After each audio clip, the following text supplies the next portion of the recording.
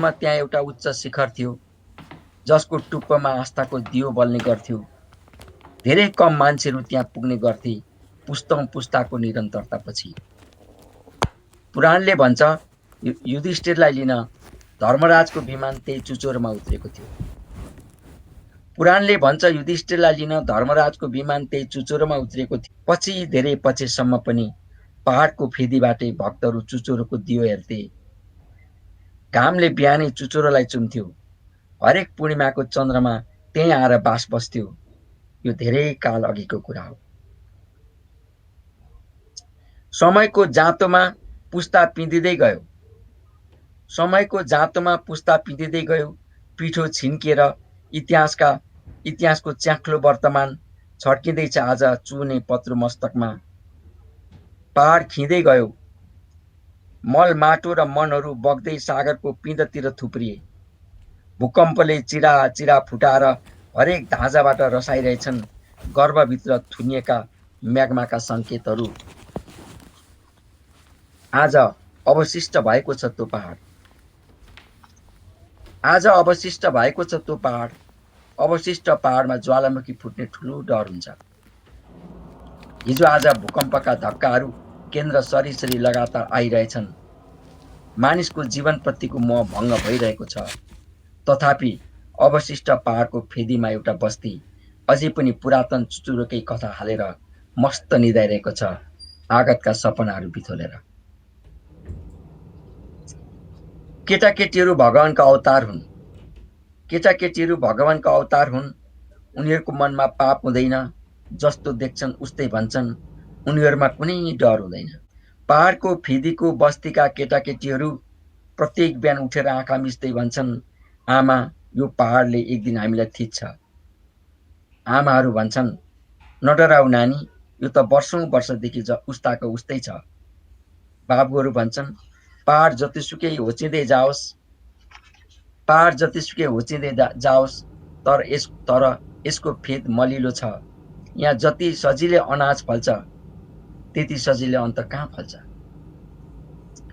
मैदान हुन पहाड फुटिरहेछ। मैदान हुन पहाड फुटिरहेछ। मैदान थुप्रिएर पहाड उठिरहेछ। यो भूगोलभित्र अर्को एउटा भूगोल पनि छ। आस्था फुटेर अनास्था उठिरहेछ। अनास्थाभित्रबाट फेरि अर्कै रङको आस्था टुसाइरहेछ। मान्छे धरातलमै छ तर ऊ बसाइ सरिरहेछ।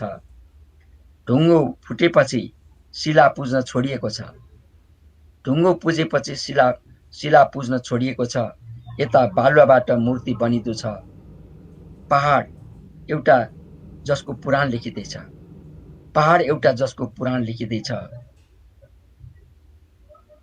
मैदान एउटा जसको इतिहास फेरिँदैछ। त्यही पनि पहाड अझै अवशिष्ट छ। अवशिष्ट पहाडमा ज्वालामुखीको डर हुन्छ। त्यही पनि पहाड अझै अवशिष्ट छ। अवशिष्ट पहाडमा ज्वालामुखीको डर हुन्छ। यो कविता मैले चाहिँ 2042 सालको बम काण्ड पछाडि 42 सालमा बम काण्ड भएको थियो।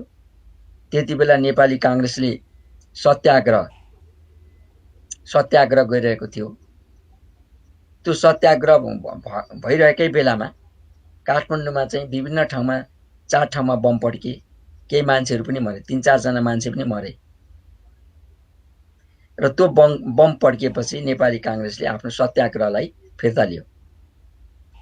र त्यसमा अब त्यो बम काण्डमा परेका मानिसहरू कति जेल पनि परे, के पनि भए। त्यसमा विभिन्न व्याख्याहरू भए।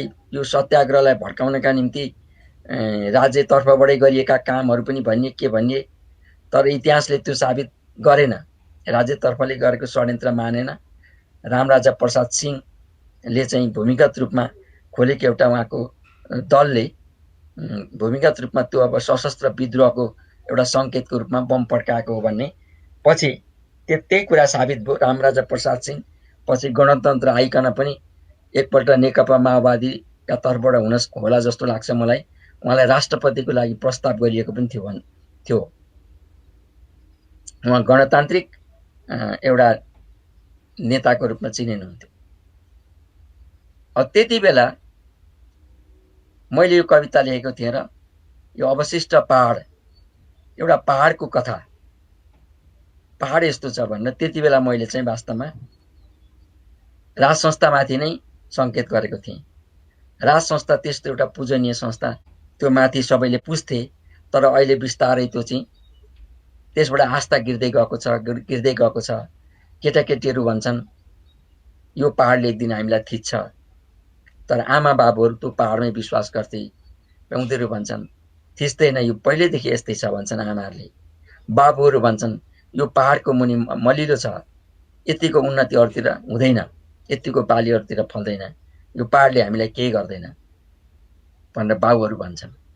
अथवा आमा बाबुहरू अघिल्लो पुस्ताहरू त्यही अवशिष्ट पहाडको प्रार्थना गरेर त्यसमै आस्था लिएर बसिराखेका हुँदा छोराछोरीहरू हामीलाई यो पहाडले एक दिन थिच्छ भने उनीहरू पहाडसँग डरेर आएका थिए। त्यो पहाडको सङ्केत थियो त्यति बेला। त्यो बम काण्ड पछाडि मैले लेखेको एउटा गणतान्त्रिक कवितै हो भन्ने मलाई लाग्छ। र पहाड अवशिष्ट छ र अवशिष्ट पहाडमा ज्वालामुखीको डर हुन्छ भन्ने कविताको अन्त्य भएको छ। र आज हामी गणतान्त्रिक नेपालमा छौँ, गणतन्त्र आइसकेको छ। गणतन्त्रको आवाज उठाउने प्रजातान्त्रिक पार्टीका नेताहरू महन्त ठाकुर, नरहरि आचार्यदेखि लिएर विश्वप्रकाश शर्मा, गगन थापाहरूदेखि लिएर वामपन्थी नेताहरू, युवा पुस्ता र पुराना पुस्ताका वामपन्थी कम्युनिस्ट पार्टीका सबैतिर गणतान्त्रिक आवाज उठेपछि माओवादी आन्दोलन त गणतन्त्रकै निम्ति भएकै थियो। यसरी सबै जुटेर फेरि यो देशमा गणतन्त्र आएको छ। हामी लेखकहरूले पनि विभिन्न कालमा गणतान्त्रिक कविताहरू लेखेका छन्। मैले धेरैपल्ट उदाहरण भनेको छु। विष्णुविभु घिमिरेको सगरमाथा कविता गणतान्त्रिक चेतनाको एउटा विशिष्ट कविता हो। बैरागी मातेको मान्छेको भाषण 2020 सालमा लेखिएको कविता त्यस्तै सशक्त गणतान्त्रिक कविता। त्यो कविताका वाक्यहरू हामीले पढौँ त्यहाँ, त ती वाक्यहरू पढ्यौँ भने त्यहाँ गणतान्त्रिक चेतना स्पष्टसँग हामीले भेट्नेछौँ। त यस प्रकारले चाहिँ नेपालको राजनीतिक परिवर्तनसँग लेखकहरू, कविहरू, साहित्यकारहरूको विशिष्ट भूमिका छ। फरक प्रकारले यहाँका सबै आन्दोलनहरूमा नेपाली लेखक साहित्यकारहरू सँगसँगै छन्। 2036 सालको जनमत सङ्ग्रहको घोषणा भएपछि 2036 सालमा काठमाडौँबाट भवानी घिमिरेको नेतृत्वमा सडक कविता क्रान्ति सुरु भयो। त्यो सडक कविता क्रान्तिमा काठमाडौँका विभिन्न ठाउँमा त्यति बेलाका युवा कविहरू, प्रजातन्त्रवादी युवाहरूले विभिन्न टोल टोलमा गएर कविता वाचन गरे। सडक कविता क्रान्ति विशेषाङ्क नै निक्लेको छ भानुको। त्यसमा कतिका कविता परेका छन्, कतिका छैनन्। त्यसमा कविता नपर्ने कविहरू पनि प्रशस्त छन् सडक कविता क्रान्तिमा हिँडेका। त्यो सडक कविता क्रान्ति काठमाडौँबाट सुरु भएको, त्यो पूर्वमा झापा, इलाम, पश्चिममा पोखरा, पाल्पा इत्यादि विभिन्न देशका विभिन्न ठाउँमा का लेखकहरूले त्यो सडक कविता क्रान्तिलाई 1 वर्षभरि निरन्तरता दिए। बहुदलवादी मञ्चहरूमा कविहरूले गएर कविता पढे। श्रीलोकमा कविता पढे अथवा छन्दमा कविता पढे, विभिन्न भए। यस प्रकारले अलिक पछि सडक कविता क्रान्ति जनमत सङ्ग्रह सक्यो। सडक कविता क्रान्ति पनि एउटा उद्देश्यमूलक अवधिमा थियो र त्यो अवधिपछि सडक कविता क्रान्ति स्थगित भयो। त्यही अवधिभरि थियो। त्यसपछि भवानी घिमिरेकै नेतृत्वमा झापाबाट हामीले भोक कविता आन्दोलन चलायौँ 40 सालमा। त्यसमा 10 जना कविहरू संलग्न थियौँ झापाका। त्यो आन्दोलन पनि पारी दार्जिलिङ डुवर्ससम्म पनि पुग्यो र यता पश्चिममा धरान, विराटनगर, नेपालगञ्जसम्म पनि पुग्यो। भोक कविता आन्दोलनसँग संलग्न कविहरूले त्यसपल्ट धेरै ठाउँमा कविता लेखेर विभिन्न पत्र पत्रिकाहरूले भोक कविता भन्ने स्तम्भ राखेर हाम्रा कविताहरू पनि छापिदिए। भोक कविता आन्दोलनले हामी झापाका 10 जना कविहरूलाई जुरुकै स्थापित गरेको, मोफसलमा भए पनि हामीलाई स्थापित गरेको त्यो आन्दोलन थियो। त्यसको नेतृत्व भवानी घिमिरेले गर्नुभएको थियो। त्यति बेलै काठमाडौँमा 40 सालमा फबिती, फणीन्द्र नेपाल, विनय रावल र तीर्थ श्रेष्ठले तरलवादको सुरुवात गरेको थियो। तरलवादले चाहिँ मौका पायो काठमाडौँमा भएकोले, काठमाडौँका समालोचकहरूको आँखामा त्यो सिधै परेको हुनाले तरलवादको धेरै ठुलो चर्चा भयो। नेपालमा एकपल्ट तरलवादले साहित्यमा एउटा ठुलो हल्ला गर्यो केही वर्ष, तर बिस्तारै तरलवाद पनि 3 जना कविबाट 4 जनामा त्यो फैलिएर गयो जस्तो लागेन र बिस्तारै तरलवादका कविहरू पनि त्यसबाट विकसित हुँदै गएर त्यो पनि केही कालपछि स्थगित भयो। हामीले झापामा सुरु गरेको भोक कविता आन्दोलन पनि 5 वर्ष चल्यो। 40 सालदेखि 45 सालसम्म त्यो आन्दोलनले सशक्त रूप लियो। जब 46 सालको जनआन्दोलन भयो र बहुदल आइसकेपछि भोक कविता आन्दोलनका हामी लेखकहरू विभिन्न विचारधारासँग जोडिएका संस्थासँग आबद्ध हुँदै जाँदा त्यो आन्दोलन पनि बिस्तारमा स्थगित भयो। हामीले झापामा एउटा मन्थन झापा भन्ने संस्था खोल्यौँ। त्यसले केही वर्ष 2-3 वर्ष त्यसले पनि काम गर्यो। नेपाली साहित्यमा 20 को दशकदेखि सुरु भएको तेस्रो आयामबाट काव्यमा भएका आन्दोलनका जुन सुरुवात भए त्यसको निरन्तरता 20 के दशकमा धेरै प्रयोगहरू भए। राल्पा आन्दोलन त्यति बेला आयो, पुटपालिस आयो, अरू विभिन्न खालका आन्दोलनहरू त्यसमा धेरै लेखक कविहरू 20 सालमै थिए। 30 को दशकमा एउटा सडक कविता क्रान्ति आयो। 40 को दशकमा तरलवाद भोक कविता आन्दोलनहरू आए र 50 को दशकको अन्त्यदेखि सृजनशील अराजकता, रङ्गवाद, विलयन यस्ता विभिन्न आन्दोलनहरू फेरि 50 को दशकको उत्तरार्धदेखि सुरु भएर अहिले धेरै पछिल्लो पुस्ताले पनि विभिन्न प्रकारका उत्तरवर्ती सोच आदि विभिन्न अरू पनि धेरै छन्। यहाँ ती धेरै खालका चाहिँ काव्यिक आन्दोलनहरू चलिरहेका छन्। यो पृष्ठभूमि मैले के भनेको भने नेपाली राजनीतिक आन्दोलनसँग नेपाली साहित्यकार, कवि, लेखकहरूको भूमिका कस्तो छ, प्रत्यक्ष संलग्नता कस्तो छ भन्ने। 36 सालदेखि नै राजनीतिक आन्दोलनमा दलहरू सँगसँगै कहिले अघि कहिले पछि हुँदै हिँडिरहने साहित्यकारहरू, लेखकहरू 42 सालमा पनि लेखक साहित्यकारहरू सत्याग्रहमा भाग लिएर जेल परेकै हुन्। 42 सालमा पनि लेखक, कवि, साहित्यकारहरू पनि राजनीतिक नेता र कार्यकर्ताहरू सँगसँगै जेलमा गएका छन्। पत्रकारहरू पनि जेलमा गएका छन्। अब 45-46 सालमा त जम्मै नै सडकमा थिए।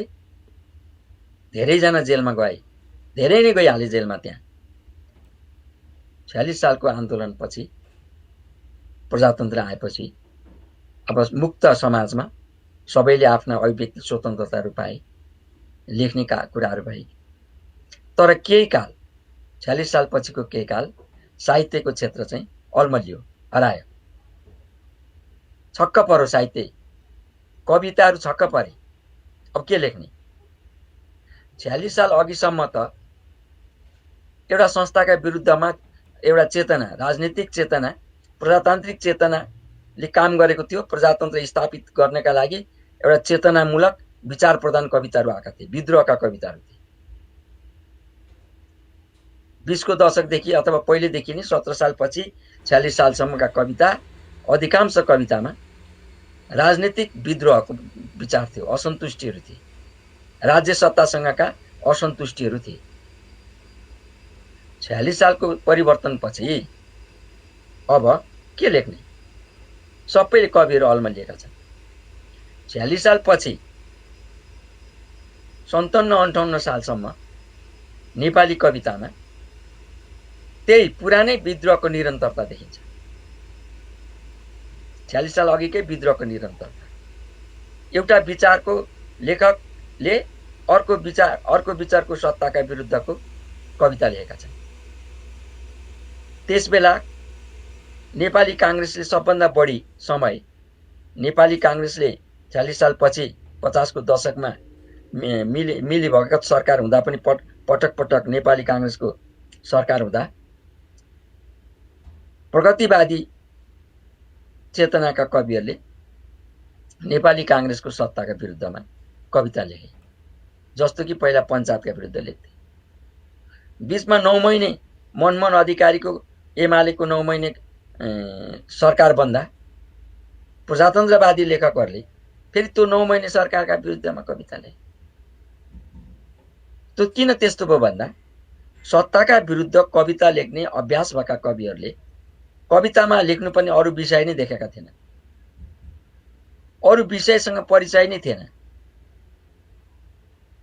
त्यो बीचमा प्रेमका कविताहरू आएकै थिएनन्। त्यति हामीले 30 देखि यताका कविता हामीले हेर्यौं भने 30 के 20 को दशकपछि 17 साल पछिका 46 सालसम्मका कवितामा हामीले प्रेम खोज्यौं भने, प्रणय खोज्यौं भने त हामी करिब भेट्दै भेट्दैन। गजल प्रणयको विधा थियो।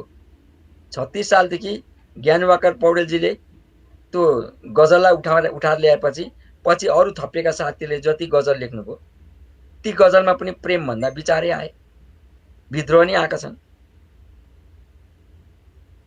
नेपाली कविताले 30 वर्षसम्म विद्रोह पढ्यो, विद्रोह लेख्यो। अब 30 वर्षपछिको परिवर्तनपछि पनि त्यही विद्रोहको निरन्तरता जाँदाखेरि एउटा दलको विचारको वालाले अर्को दलको विचारलाई हिर्काउने काम गरे। साहित्य त्योभन्दा बाहिर जानै सकेन। 50 को दशक नेपाली कविताको कुण्ठापूर्ण दशक हो। त्यो दशकले नयाँ विचार, नयाँ चेत, नयाँ दृष्टिकोण भेटेन, थाहै पाएन, अलल्लियो। अघिल्लो पुस्ता जुन हो त्यो अघिल्लो पुस्ताको मलाई लाग्छ अघिल्लो पुस्ताका कविहरू 46 सालको सीमामा बाँधिएर बसे। त्यो अघिल्लो पुस्ताका कविहरू अहिले पनि निरन्तर लेखिरहँदा पनि उनीहरूको कवितामा हामीले त्यो चिज भेट्छौँ। अहिले पनि त्यही झल्को भेटिन्छ, नयाँ चिज भेटिँदैन। तर 46 सालपछि आएको जुन कवि पुस्ता हो त्यसले नयाँ चिज भेट्यो, फेरि त्यसले अर्को कुरा भेट्यो। त्यो नयाँ चिज भेट्नमा, नयाँ चिज बोकेर हिँड्नेमा विलयन अभियान, सृजनशील अराजकता अभियान, रङ्गवादी अभियान, उत्तरवर्ती सोच अभियान, मुक्त अभियान, यस्ता विभिन्न अभियानहरूको सुरुवात भयो। 50 को उत्तरार्धदेखि यी अभियान सुरु भए, 60 भरि पनि चले। 60 भरि त यो अभियान अत्यन्त सक्रिय थिए। 70 पछि यी अभियानहरूको पनि एउटा समय पुग्यो होला, यिनीहरू पनि शिथिल देखिन्छन् अहिले। तर नेपाली काव्यिक आन्दोलनमा 46 सालपछि नयाँ चेत, नयाँ सोच, नयाँ विचार, नयाँ दृष्टिकोण, नयाँ पुस्ताका कविहरूले विभिन्न आन्दोलनका नाममा लिएर आए। विलयन आन्दोलनले काव्यमा, लेखनमा, साहित्यमा एउटा फरक दर्शन कि एक चिज अर्को चिजसँग विलयन भएको हुन्छ, एउटा चिज अर्को चिजसँग विलयन भएर अर्कै चिज बनेको हुन्छ। जस्तो कि हाइड्रोजन र अक्सिजन एकअर्कामा विलयन हुँदा पानी बनेको हुन्छ। परिचय पनि विलयन भएको हुन्छ। विचारधारा भन्ने चिज पनि एउटा विचारधारा अर्को विचारधारा मिसिएर तेस्रो विचारधारा बनिँदै गएको हुन्छ। जीवन पनि त्यस्तै हुन्छ, कृति पनि त्यसरी हुन्छन् भनेर उनीहरूले काव्यहरू लेखेरै, विलयन काव्यहरू लेखेरै उदाहरणको लागि कृतिहरू नि लिएर आए। एउटा दर्शन बोकेरै आयो त्यो। जसरी तेस्रो आयामले एउटा दर्शन बोकेर आएको थियो, विलयनले एउटा दर्शन लिएर आयो। त्यस्तै दर्शन सृजनशील अराजकताले लिएर आयो। सृजनशील अराजकताले के भन्यो भने हेपेका, दबिएका, तल परेका वर्ग, संस्कृति, भाषा, यो चिजहरूलाई अब फरक प्रकारले लिएर जान हेर्नुपर्छ भनेर लिएर आयो। त्यो कुरा राजनीतिक दलसँग आबद्ध विचारधाराले पनि भन्थ्यो, कम्युनिस्ट विचारधाराले पनि त्यो भन्थ्यो, समाजवादी विचारधारा बोक्ने काङ्ग्रेसहरूले पनि त्यो भन्थे, राजनीतिक रूपमा भन्थे। तर काव्यिक आन्दोलनका क्षेत्रमा काव्यबाट चाहिँ त्यो वर्गको विचारलाई कसरी लिएर आउने त, त्यो कुरा चाहिँ ती आन्दोलन गर्ने भाइहरूले लिएर आए। त्यसबेला बहुचर्चित कवि अहिले पनि बहुचर्चित कवि श्रवण मुकारङको विषयनगरचीको बयान कविता सशक्त कविता मानियो। आन्दोलन कवितै भयो त्यो। नेपाली कविता यात्रामा पहिलोपल्ट टिकट काटेर कविता सुन्ने परम्परा त्यो कविताले गर्यो। अहिले नवराज पराजुली कविता कन्सर्ट गर्दै विश्व घुमिरहनु भएको छ। श्रवण मुकारङले पनि त्यो कविता लिएर हङकङमा कता कता नेपालका विभिन्न ठाउँमा टिकटमा कविता वाचन गर्नुभयो। नेपाली श्रोताहरूलाई, पाठकहरूलाई, कविताका प्रेमीहरूलाई पैसा तिरेर कविता सुन्नुपर्छ भन्ने एउटा सुरुवात चाहिँ श्रवण मुकारङले गर्नुभएको थियो। त्यो निरन्तरता छैन। अहिले केही व्यावसायिक कविहरू जस्तो नवराज पराजुली अब व्यावसायिक कवि हुनुभएको छ। उहाँ अमेरिका, अस्ट्रेलिया, युरोपका विभिन्न मुलुकहरू, जापान अथवा विभिन्न देशमा उहाँ चाहिँ कविता कन्सर्ट गर्दै गइरहेको हामी थाहा पाइराखेका छौँ। एक प्रकारले नवराज पराजुली पछिल्लो पुस्ताको गौरवशाली कवि, जसले कविता काव्य आन्दोलनलाई व्यावसायीकरण गर्न सकिन्छ भन्ने एउटा साबित गर्नुभएको छ। सृजनशील अराजकताले नस्लीयताको कुरा लिएर आयो, नस्लवादको कुरा गर्यो। उसले समाजमा विभिन्न नस्लका मानिसहरू छन्, तिनीहरूका आफ्ना नस्लीय चेतहरू छन्, नस्लीय बोधहरू छन्, उनीहरूका आफ्ना भाषा, संस्कृति, परम्परा सब फरक फरक छन्, तर उनीहरू एउटा समाजमा छन्, एउटा देशमा छन्, मिसिएर बसेका छन्। तर तिनीहरू कुनै एउटा भाषा, एउटा संस्कृति, एउटा धर्म, एउटा वर्ग आदिबाट दबिएर बसेकाले उनीहरूका भित्रका चिजहरू बाहिर आउन सकेका छैनन्। तिनलाई राजनीतिक पार्टीहरूले तिनलाई सम्बोधन गरे तापनि तिनको संवेदनशीलतालाई समात्न चाहिँ साहित्यको भूमिका हुनुपर्छ भन्ने ढङ्गले उनीहरूले विभिन्न सैद्धान्तिक आधारहरू सहित सृजनशील अराजकता सुरु भयो। अनि रङ्गवाद आयो फेरि अर्को प्रकारले। जीवनमा अनेक रङहरू हुन्छ, विभिन्न रङ मिसिएर सूर्यमा 7वटा रङ मिसिएर उज्यालो प्रकाश आउँछ। छुट्यायो भने त्यहाँ अनेक रङहरू हुन्छ। सब रङहरूलाई एक ठाउँ मिसाउनुपर्छ र एउटा उज्यालो बनाएर हिँड्नुपर्छ देशलाई, समाजलाई। रङलाई चिन्नुपर्छ, रङको मूल्य बुझ्नुपर्छ, रङहरूको भूमिकालाई महत्त्व दिनुपर्छ, ती प्रत्येक रङलाई उसको रङ अनुसारको इज्जत दिनुपर्छ। तर तिनीहरूले एक्लै एक्लै बस्न दिनु हुँदैन, तिनलाई एक ठाउँमा जोड्नुपर्छ, मिलाउनुपर्छ र एउटा सुन्दर प्रकाशको सिर्जना गर्दा अगाडि बढ्नुपर्छ। एउटा ज्योति बन्छ त्यो भनेर फेरि एउटा विविधताभित्र, अनेकताभित्र एकताको कुरा गर्दै रङ्गवाद आयो। एकताभित्र अनेकता छ है, त अनेकताको सम्बोधन गर, अनेकताको खोजी गर, अनेकतालाई बुझ भनेर सृजनशील अराजकता आयो। उत्तरवर्ती सोच त्योभन्दा अझ फरक सोच लिएर त्यो आयो।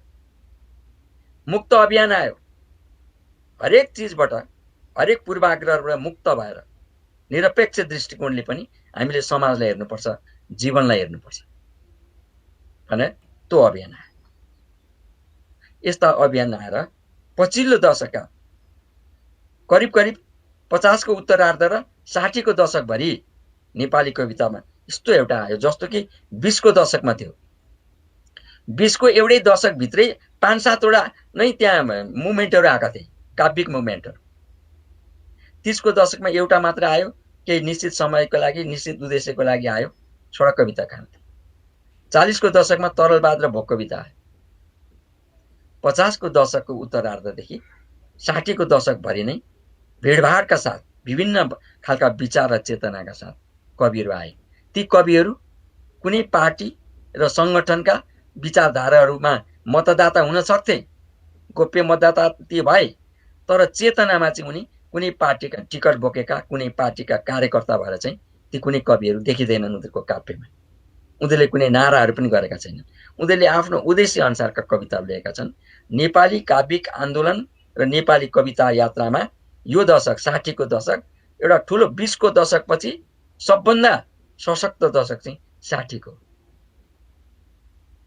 20 को दशकको आन्दोलन आउनलाई 17 सालको परिवर्तन पछिको 13 वर्ष त्यो काव्यिक आन्दोलनको सशक्त वर्ष थियो भने 46 साल पछिको 12-13 वर्षदेखि उता त्यस्तै एउटा चाहिँ सशक्त आन्दोलन दशक भएर आएको छ। अहिले 70 को दशकमा त्यही 60 को दशकका कविहरूको निरन्तरता चलिरहेको छ। यो 70 को दशक नयाँ चेत लिएर आउने पुस्ताहरू आइसकेको स्थिति छैन। त नेपाली कवितामा, नेपाली काव्यिक आन्दोलनमा 20 सालदेखि नै, जब 17 सालमा पञ्चायती व्यवस्था लाग्यो त्यसको केही वर्षपछिदेखि नै गणतान्त्रिक चेतनाको सुरुवात। बैरागी काइँलाको मातेको मान्छेको भाषण सबभन्दा सशक्त पहिलो गणतान्त्रिक कविता भन्नुपर्छ 17 सालपछि आएको। त्यसपछिका हरेकमा प्रगतिवादी लेखकहरूले त गणतान्त्रिक लेख्ने नै हुन्, प्रजातन्त्रवादी लेखकहरूले पनि आफ्ना कवितामा गणतान्त्रिक चेतना छ। कृष्णभूषण बलको चैतको हुरी भन्ने कविता सशक्त गणतान्त्रिक कविता हो। हामीले यस प्रकारका कविता हेर्यो भने, कृष्ण भक्तका कविताहरूलाई हामीले हेर्यो भने, पहिला गिद्धले आँखा ठुङ्छ भन्ने कविता पढ्यौँ भने त्यहाँ हामी के भेट्छौँ? नेपाली राजनीति सँगसँगै नेपाली कविता काव्य कसरी चलेको छ, नेपाली कविहरू कसरी हिँडेका छन्, उनीहरूले नेपालको राजनीतिक परिवर्तनसँग उनीहरूको योगदान, वैचारिक योगदान र भूमिका के छ भन्ने बारेमा अलग्गै प्रकारको अध्ययन हुने कामै सुरु भएको छैन। 20 सालदेखि पछि पनि अब 77 गएपछि 70 को पनि उत्तरार्धतिर हामी गयौँ। 20, 30, 40, 50, 60, 70 भनेपछि 45 वर्षको नेपाली काव्यिक यात्रामा राजनीतिक पार्टी सँगसँगै राजनीतिक परिवर्तन र चेतनाका साथ काव्य कसरी आयो, कविहरूको भूमिका के छ भन्ने बारेमा खासै शोध अनुसन्धान भएको विशिष्ट प्रकारको समालोचनात्मक कृतिहरू आइहालेको जस्तो मलाई लाग्दैन। यतातिर पनि सोच्नुपर्छ। हामीलाई एकदमै धेरै राजनीतिक कुराहरूले हामीलाई एकदमै धेरै गाँजेको छ र अहिले पनि हामी त्यसबाट मुक्त भइहालेका छैनौँ। र हाम्रो सोचाइ 24 घण्टा राज्यमा शासन गर्न बसेको दलहरूका बीचका अन्तर्कलहहरूले हामीलाई अल्मलाएको छ र हामीले एकअर्कालाई व्यङ्ग्य गरी एउटा दलले अर्को दलको, एउटा विचारले अर्को विचारलाई गाली गर्दै हाम्रो कविता त तल गिलासको फेदको चिनी घोले जस्तो मात्रै भइरहेको छ। नयाँ सोच, नयाँ चेत, नयाँ विचार, नयाँ युगको त हामी कुरै गर्दैनौँ। नारामा त कुरा गर्छौँ तर हाम्रो कृतिमा त्यो आएको छैन। झन् कुण्ठित देख्छु म। अब यतिसम्म गणतन्त्र पनि को युगको पनि हामी गणतन्त्रको पनि झन्नै 15 वर्ष बिताउन लागिसकेपछि पनि हामी अझै पुरानो ह्याङमा, जसै कि 46 साल पूर्वका कविहरू पञ्चायतको विरुद्धको ह्याङमा जुन थिए, गणतन्त्र पनि आइसक्दाखेरि, राज संस्थाको ह्याङबाट मुक्त भएर गणतन्त्र पनि आइसक्दाखेरि पनि अबको बाटो अझै अबका कविहरूले स्पष्ट गरेका छैनन्। हामी त अघिल्लो पुस्ताका कवि भयौँ। म त 30 को दशकको कवि भएँ। त्यसो भए 70 को दशकका कविहरू के गर्दै हुनुहुन्छ? कस्ता खालका कुराहरू लिएर आइरहनु भएको छ? अघिल्ला विचारधाराहरूको निरन्तरतामा, अघिल्ला काव्य यात्राको निरन्तरतामा हुनुहुन्छ कि अब तपाईँहरू आफ्नो प्रकारको काव्यको एउटा चिन्तन सहित आउन चाहँदै हुनुहुन्छ? त्यो अब एउटा क्राइसिस छ। 70 को दशकलाई हामीले कसरी सम्बोधन गर्ने? 70 को दशकको नेपाली कवितालाई भोलिका समालोचकले कसरी सम्बोधन गर्ने? लेखक कविहरूमाथि, खास गरी आज मैले काव्यको कुरा गरेँ, अरू विधाको कुरा अरू बेला गरौँला। कविहरूलाई, किनभने साहित्यमा विभिन्न विधा भए पनि सबभन्दा लोकप्रिय सशक्त विधा भनेकै कविता हो। कविताका किताब कम बिक्छन् तर सबभन्दा धेरै पढिन्छन् कविता, र सबभन्दा छिटो विचारको सम्प्रेषण पनि कविताले दिन्छ। त्यसकारण हरेक क्रान्ति, हरेक आन्दोलनमा कविहरू अगाडि हुन्छन्, कविताहरू अगाडि हुन्छन्। नेपालको परिवर्तनमा पनि हामी कविहरू नै अगाडि थियौँ अरू विधा भन्दा। र अब ती समीक्षा समालोचनाको क्षेत्रमा शोध क्षेत्रमा काम गर्नुहुने विद्वानहरूको निम्ति यो एउटा खाली विधा छ, सशक्त छ र आवश्यक पनि छ। यदि यही समयमा यति बेला यो हुँदै गएन भने यी पुस्ता मर्दै मर्दै मर्दै जाँदा अनुसन्धान पनि पछि एउटा उत्खनन गर्नु पर्ला जस्तो भएर कैयौं तथ्यहरू मरिसकेको स्थिति हुन्छ। त्यसैले अनुसन्धानका कामहरू गर्न ढिलो भएको मैले देखेको छु। आजको कार्यक्रम मैले आफ्नै कविताबाट सुरु गरेर नेपाली काव्यका आन्दोलनको सामान्य परिचय को छलफल गरेँ।